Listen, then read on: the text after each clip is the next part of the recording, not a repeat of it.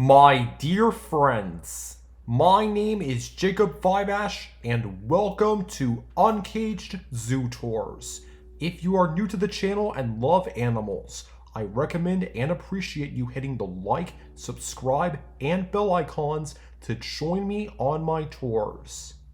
Today, we're going to Seattle, Washington for our first tour at the Woodland Park Zoo. This zoo is home to 900 animals from the tropics of South America, the African savanna, and the Australian outback.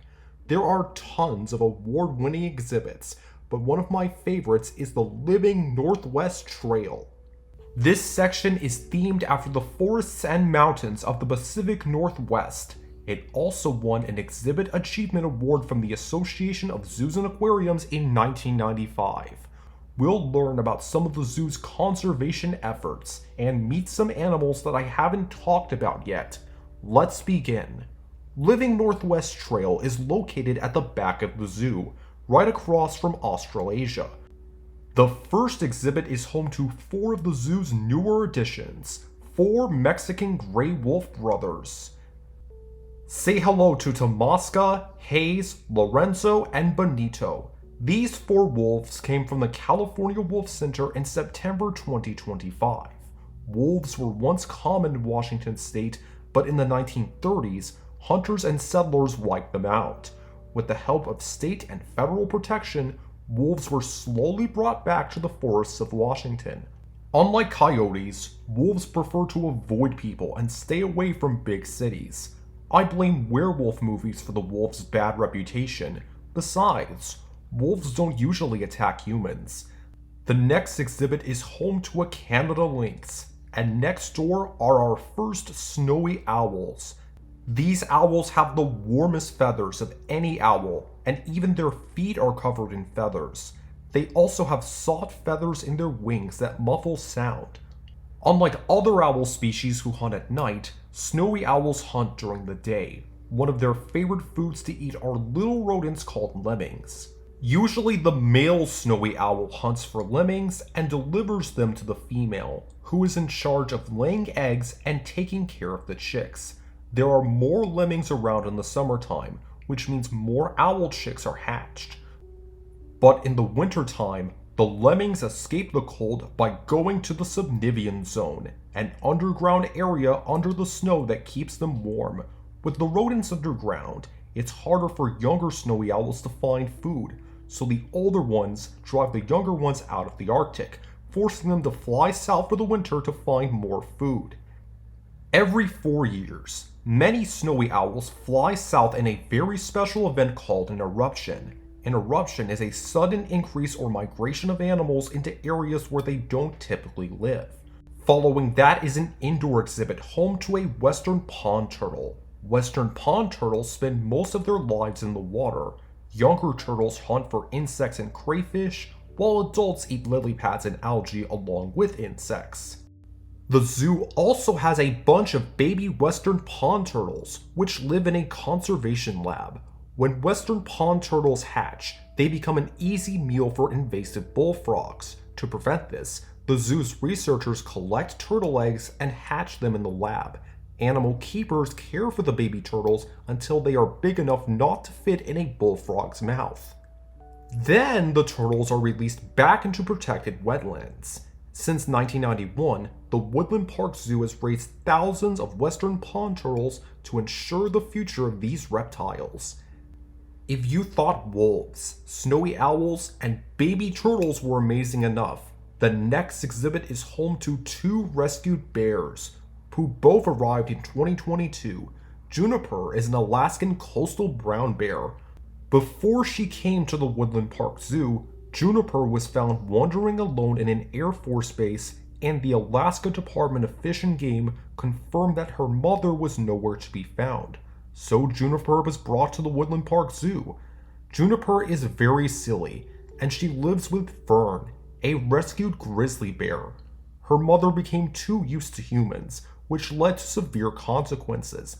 Because Fern was too young to survive on her own, she was also brought to the Woodland Park Zoo. Both coastal brown bears and grizzly bears are the same species. But there are also a few differences. Coastal brown bears prefer to eat salmon, while grizzlies prefer to eat small animals and berries.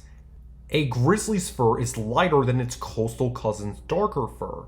Because there is more food where they live, coastal brown bears are also 100 pounds heavier than their grizzly cousins. But both species are some of the several kinds of brown bear that are found in North America, Europe, and Asia.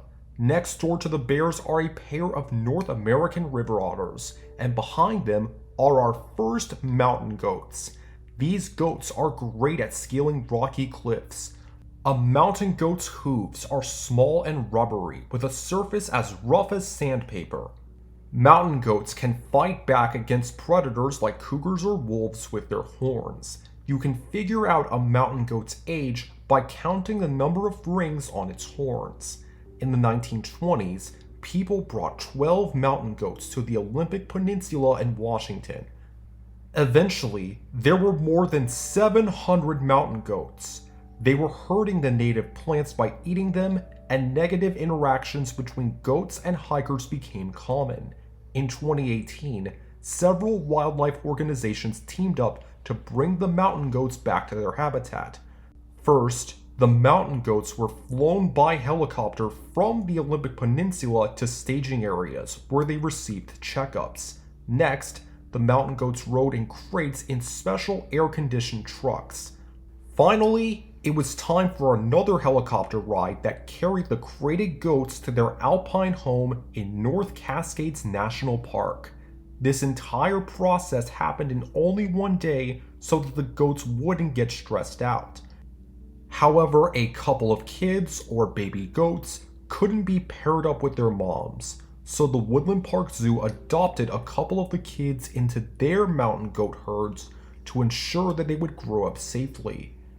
Next up is an aviary home to Steller sea eagles. Steller sea eagles are one of the world's largest eagles, and they live on the coasts of northern Asia.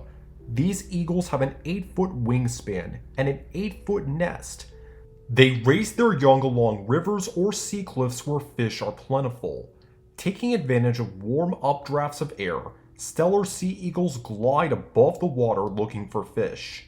After they catch a fish with their talons, they use their sharp beak to rip open the fish's skin. While we do know some basics about where they live, little is known about Steller sea eagles because of their habitat.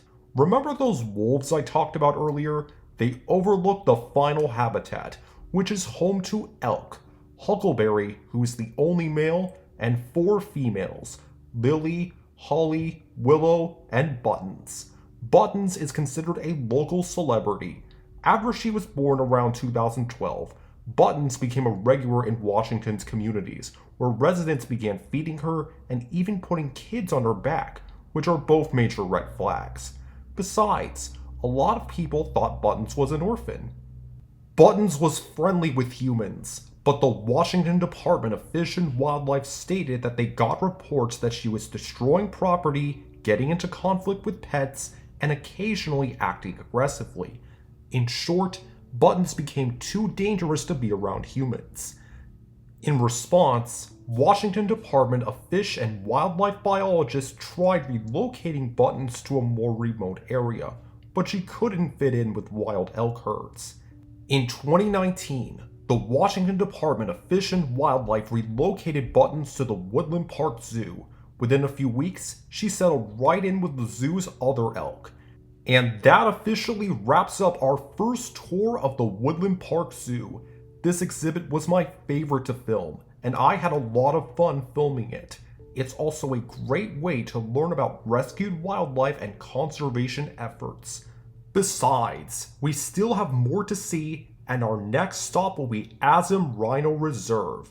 We'll see our first Visayan warty pigs, Dimoy cell cranes, a Malayan tapir, and an Indian rhino named Glenn. Today's question is, have you seen any of these animals in the wild? Thank you for watching my videos, and I'll see you next time. You're smart, creative, and kind.